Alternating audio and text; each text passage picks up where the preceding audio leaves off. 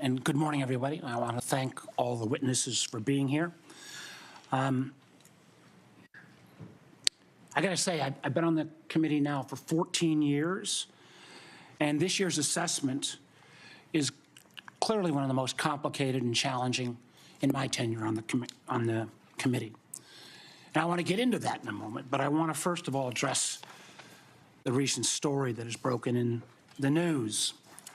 Yesterday, we stunningly learned that senior members of this administration, and according to reports, two of our witnesses here today were members of a group chat that discussed highly sensitive and likely classified information that supposedly even included weapons packages, targets, and timing, and included the name of an active CIA agent.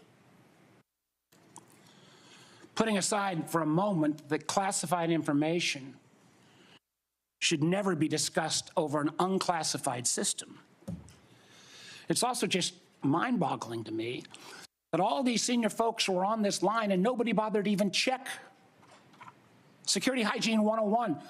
Who are all the names? Who are they? Well, it apparently included a journalist. And no matter how much the Secretary of Defense or others want to disparage him, this journalist had at least the ethics to not report, I think, everything he heard. The question I raise is like, everybody on this committee gets briefed on security protocols. We're told you don't make calls outside of SCIFs of this kind of classified nature. We don't know, and I'm going to ask, obviously. Director Gabbard is the executive in charge of all, keeping our secrets safe. Were these government devices? Were they personal devices? Had the devices been collected to make sure there's no malware? There's plenty of declassified information that shows that our adversaries, China and Russia, are trying to break in to encrypted systems like Signal. I can just say this, if this was the case of a military officer or an intelligence officer and they had this kind of behavior, they would be fired. I think this is one more example of the kind of sloppy, careless, incompetent behavior, particularly towards classified information, that this is not a one-off or a first-time error. Let me take a couple minutes and review some of the other reckless choices that this administration has made regarding our national security. We all recall, it seems like it wasn't that long ago, but less than 2 months ago, in the first 2 weeks, the administration canceled all U.S. foreign assistance. Now, some may say, how bad can that be? It's foreign assistance. Well, U.S. foreign assistance paid for the units in Ukraine that provide air defense to civilian cities being attacked by Russia. Foreign assistance paid for guarding camps in Syria where ISIS fighters are detained. Foreign assistance paid for programs abroad that ensure that diseases like Ebola don't come home. And until recently, it paid for the construction of a railway in Africa that would have helped given the United States much needed access to critical minerals in Congo. Now that project, China's going to try to finance it. As well, in the first 2 weeks, Director Patel, the administration fired several of our most experienced FBI agents, including the head of the Criminal Investigative Division, the head of the Intelligence Division, the head of the Counterterrorism Division, the heads of the New York, Washington, and Miami field office, all individuals who were distinctly and directly responsible for helping to keep America safe. The irony in a little bit was the recently dismissed head of the Counterterrorism Division was involved in disrupting the ISIS attacks planned for Oklahoma City and Philadelphia, and helped lead the effort to bring to justice the key planner of the Abbey Gate bombing in Afghanistan that killed 13 U.S. servicemen and 150 civilians. That very Abbeygate effort was actually praised by the president in his State of the Union address. Yet the response, the administration's response to these agents, I believe, good works and years of service, was to force these folks out. It's hard to imagine how that makes our country safer. Nor can I understand how Americans are made more secure by firing more than 300 staff at the National Nuclear Security Administration, including those responsible for overseeing the security and safety of the nuclear stockpile. Or by ousting 130 employees at CISA, the agency directly responsible for trying to take on China's Salt Typhoon attack. Again, after Salt Typhoon, I would have thought folks on that group chat might have thought twice. Or how we made safer by sacking 1,000 employees at the CDC and NIH who are actually directly working on trying to keep our country safe from disease. Or by pushing out hundreds of intelligence officers. The amazing thing is that our intelligence officers, they're not interchangeable like a Twitter coder.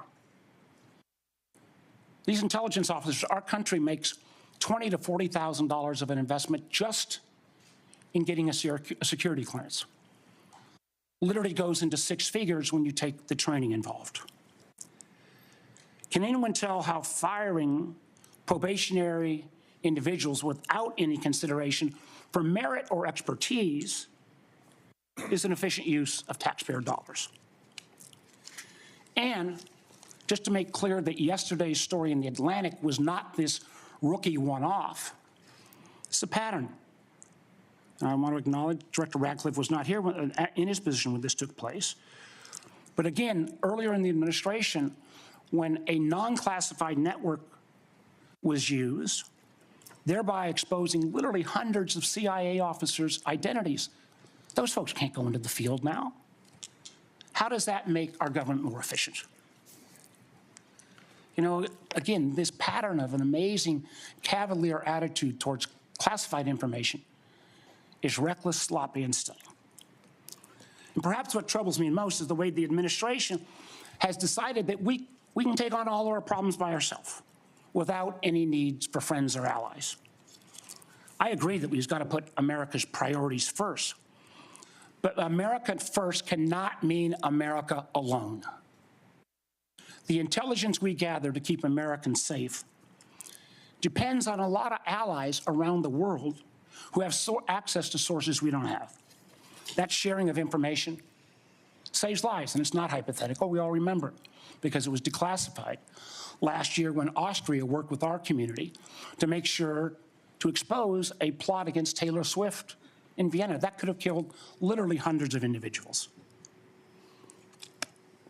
However, these relationships are not built in stone. They're not dictated by law.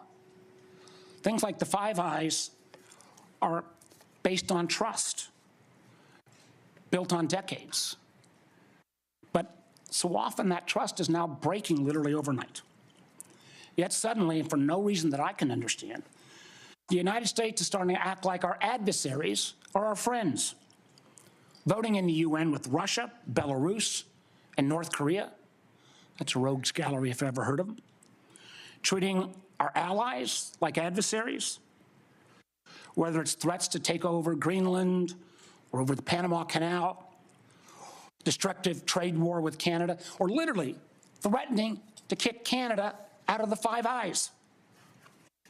I feel our credibility is being enormously undermined with our allies, who I believe, and I think most of us on this committee, regardless of party, believes makes our country safer and stronger. But how can our allies ever trust us as the kind of partner we used to be when we, without consultation or notice, for example, stop sharing information to Ukraine in its war for survival against Russia? Or how can our allies not only not trust our government, but potentially not our businesses with such arbitrary political decisions? Let me give you a few examples. You know, as a result of a lot of work from this committee and others in Congress, we made sure America's commercial space industry is second to none. From space to launch to commercial sensing and communications, the United States has taken a record lead. Yet overnight, this administration called into question the reliability of American commercial tech industry when Maxar and other commercial space companies were directed to stop sharing intelligence with Ukraine. I got to tell you, I've been a business guy, I can't say longer than being an elected official, but pretty close. That shockwave across all of commercial space, and frankly, not just commercial space, I've heard it from some of our hyperscalers in the tech community, has sent an enormous chill. Who's going to hire an American commercial space company, government or foreign business, with the ability to have that taken down so arbitrarily? And it's not just in the case of commercial space. We've seen that Canada, Germany, Portugal have all been saying they're rethinking buying F-35s. I've heard from Microsoft and Google directly and Amazon that they're having questions about whether they can still sell their services.